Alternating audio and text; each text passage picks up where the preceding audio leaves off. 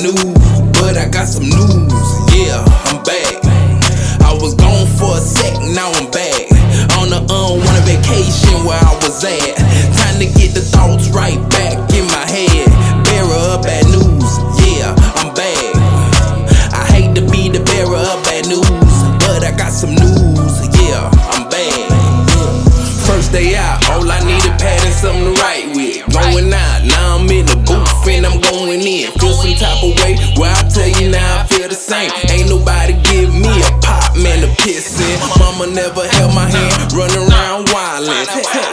That's what the older Zoes call me. My god brother KG, blacker than any African, but he's smoother than any criminal that I ever seen. Y'all already know who my right hand man is, Mr. Teflon, any living little Pakistan. Man, I missed my man while I was gone in the can. All I had time to do, man, was sit back and think, reconstruct my brain. Now I'm ready to get back in the paint. Double dribble, turnover, now I'm playing defense. Hard pull in the water, it's more like single swim. The way that I'm smoking. KWIK Daily Devotion. How to pray. How to ask the universe for what it is you want. How do you pray to God? Is there a right way or a wrong way? Or, if that's not your lingo, right, is there a right or wrong way to ask the universe? I say that because some people tend to get better results than others. Right. And just be real. Like, let's be real. When you see this happening, you can't help but to say, the same wind blows on us. The same wind blows on us all. Even if you don't say it.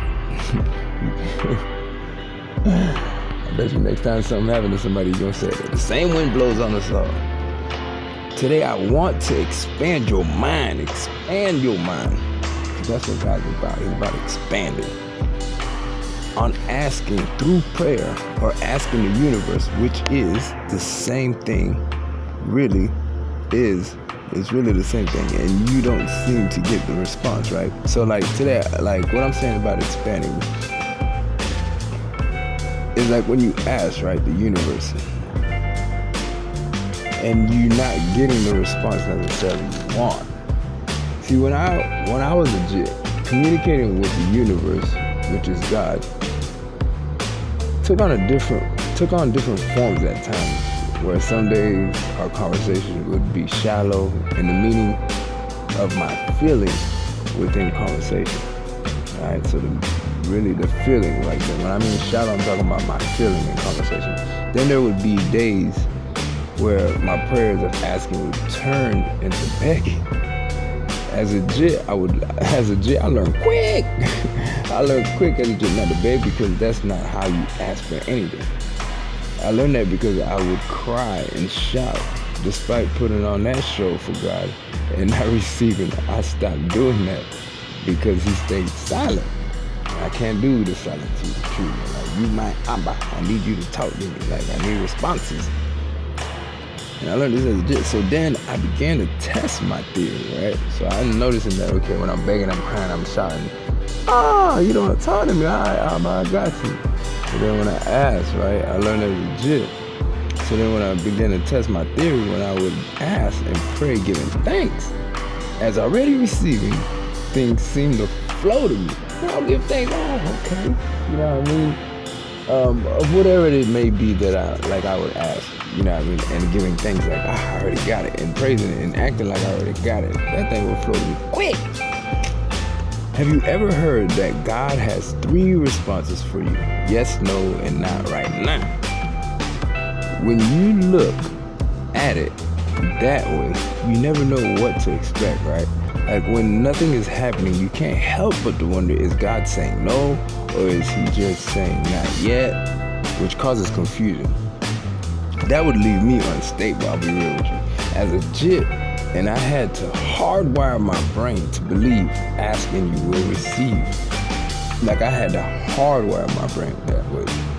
Asking you will receive. And I knew that would get rid of the virus, which is the confusion. You know what I mean? At the time it was the confusion of no or not yet. If you can relate to anything of my experiences, this might help. This might resonate with you. Whether you realize it or not, your state of being is always expressing a feeling. This is how it communicates to the universe, which is God. You know what I'm saying? Remember, we're only states of being pushed out. Everything in the world is this way. Let me tell you what prayer is not. It's not like petitioning nor begging. It's definitely not. Rather, it is thanksgiving.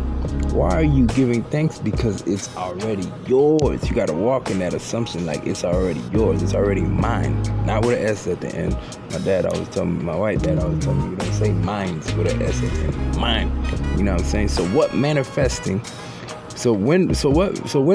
your desires ultimately comes down to is the feeling of the wish fulfilled.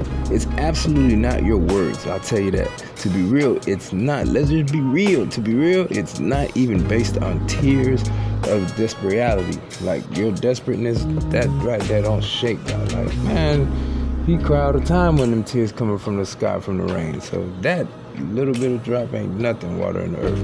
Truly, it comes down to a radical change of attitude, because changing the attitude changes the state of being you're in. So to be real, let's be real. Since we being real, that's your responsibility. Your responsibility, we always think like sometimes we don't know. No, that's your responsibility, is to change your attitude. Literally have a radical change. Don't talk to God in the manner of, here, God, take this. There's nothing I can do, because that is a bold-faced lie. Lie. And if you look yourself in the mirror, you know what I'm saying reflects as true. What needs to be done continuously is that radical change, matching up in vibration with what it is you desire. Remember that feeling remember that feeling is the language of the universe, which is God staying in that harmony. You got to try to stay in that harmony. You get what I'm saying? Like, the feeling is the talking to God, and like when you talk to God and you get that vibe, you got to try to stay in that harmony with what it is you seek. Is how you magnetically pull it towards you. What it is you seek by staying in that harmony with God is how you magnetically pull it towards you.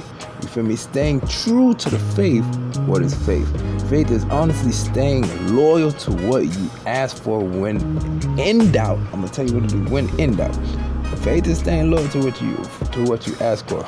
But when in doubt, all right, this is what I do. When in doubt, I return to that vibration that is already yours, that mindset, to elude from, any sense of doubt in my mind. Faith is loyalty to the unseen reality. Can you use your imagination to hold your faith firm? Return to the lenses of God, right, which is your imagination. Stored in the temple, which is the skull. Persistent assumption, staying loyal to the faith of the unseen reality, and it will be pushed out, objectified, hardening the fact. You may be saying to yourself, why are you elevating us humans and not our faith? Our faith is supposed to be in God and not in ourselves. And I say to you, exactly, because you and God are one. Oh, I get it now. I get it. Yeah, what I'm saying to you is, when you're talking to God, when you're communing with God, right?